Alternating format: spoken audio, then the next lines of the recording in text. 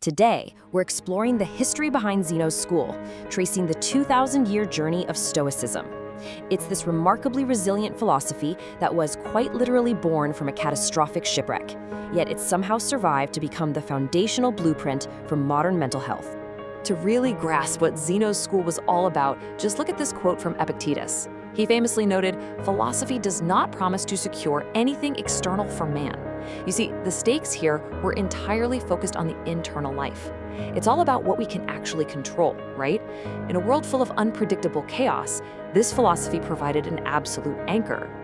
So here is our roadmap for today. We'll be covering a shipwreck sparks a philosophy, the birth of the painted porch, ethics, physics, and logic, Stoicism in the Roman Empire, the path to eudaimonia, and finally, ancient wisdom in modern therapy.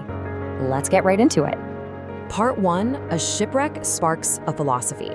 Let's head back to our first era and see how a devastating loss at sea set the foundation for a profound framework of resilience. Picture this. It's the early 3rd century BCE. We've got a merchant named Zeno of Citium. Zeno's just traveling on a routine trade route between Phoenicia and Piraeus when, out of nowhere, disaster strikes. A massive shipwreck swallows his cargo, his livelihood, basically his entire life, leaving him washed up on the shores of Greece with absolutely nothing. Wandering around Athens in ruin, Zeno's total misfortune actually became his greatest opportunity. He happened to stumble into a bookseller and started reading Xenophon's account of Socrates. He was instantly captivated. The story goes that he actually asked the bookseller where he could find men like that today, and he was pointed toward Crates of Thebes, a cynic philosopher. Right then and there, Zeno completely shifted his life's trajectory from merchant to philosopher. Which brings us to part 2, birth of the painted porch. Following some pretty intense studies, Zeno was finally ready to step out on his own. He started gathering his own followers in a very specific, highly public location called the Stoa Poikile. It was the small area in the bustling Athenian agora known as the Painted Porch. Zeno and his followers would gather right out in the open to debate virtue, right action, and human flourishing. The philosophy literally took its name from this physical porch, the Stoa, becoming known as Stoicism. It offered a really vibrant, practical alternative during a golden era of philosophical exploration. But here's the crucial point. Stoicism wasn't just some static set of rules invented overnight. It was highly dynamic. It grew stronger and much more defined as leadership passed down. Zeno founded the school around 300 BCE. Then Cleanthes took over and really expanded its ethical backbone. By 232 BCE, a guy named Crispus stepped in and formulated its propositional logic, completely cementing an orthodoxy that would endure for centuries. Part 3, ethics, physics, and logic. Let's break down the actual doctrine these brilliant minds developed while hanging out on that painted porch. The Stoics built a highly systematic worldview, and they divided it into 3 interconnected parts. First, you had logic, which provided clear thinking and rational structure. Next was physics, which was all about understanding the natural order of the universe. They called that the logos. But ethics? Ethics was the absolute crown jewel. Knowing right from wrong was the most critical piece for understanding how to actually live well and be a virtuous person. Within that ethical framework, Chrysippus introduced a fascinating concept regarding human emotions, or what they called passions. They argued that intense passions like fear, excessive joy, lust, or distress totally disrupt our inner peace. But here's the brilliant part. They believed these passions are simply the result of our own flawed reasoning. We incorrectly place value on things that are actually entirely neutral, or completely out of our control. Moving on to part 4, Stoicism in the Roman Empire. As time went on, this philosophy didn't just stay in Athens. It crossed over to heavily influence the bedrock of Roman culture and governance. Over in Rome, you had leaders navigating massive political pressure and constant warfare. They desperately needed emotional resilience. Some, like the famous emperor Marcus Aurelius, highly favored Stoicism. He used it for rational leadership and documented his entire journey in his Meditations. Others, though, felt really threatened by its emphasis on moral integrity over unchecked power. As you can see, emperors like Vespasian and Domitian heavily persecuted Stoics and outright exiled them from Rome. Part 5, the path to eudaimonia.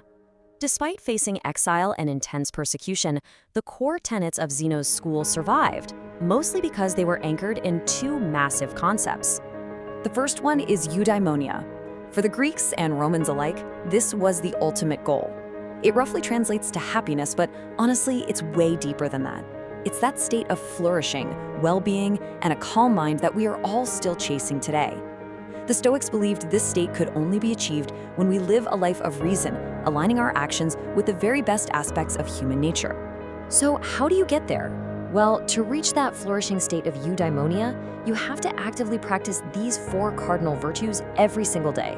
Wisdom, to know what is good; courage, to face adversity and pain; temperance, or self-control, to balance your desires; and justice, ensuring you deal fairly with the people around you. Living by these virtues guarantees that your life relies on your own strong character, rather than just the unpredictable luck of external events. And practicing those virtues leads to the second massive concept, apatheia. Now real quick, apatheia does not mean being apathetic or just suppressing all your emotions. Far from it. It means achieving a state of inner peace by freeing yourself from irrational, distressing passions.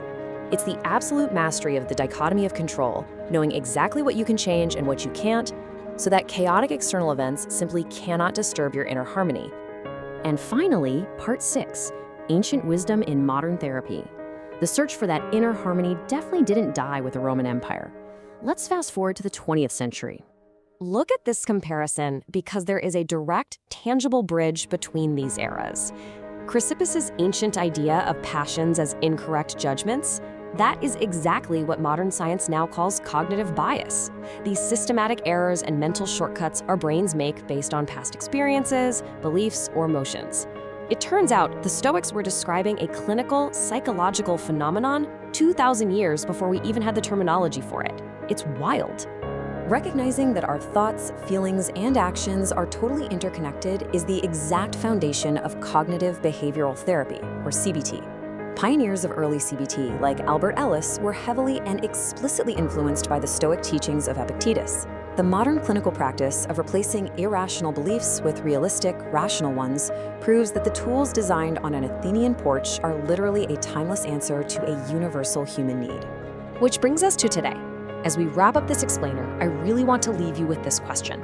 How will you apply the dichotomy of control to your own life? I challenge you to look at the chaotic, loud digital world around you. Identify what is truly in your control versus what is just noise, and start building your own flourishing life. Thank you so much for joining me on this journey through history, and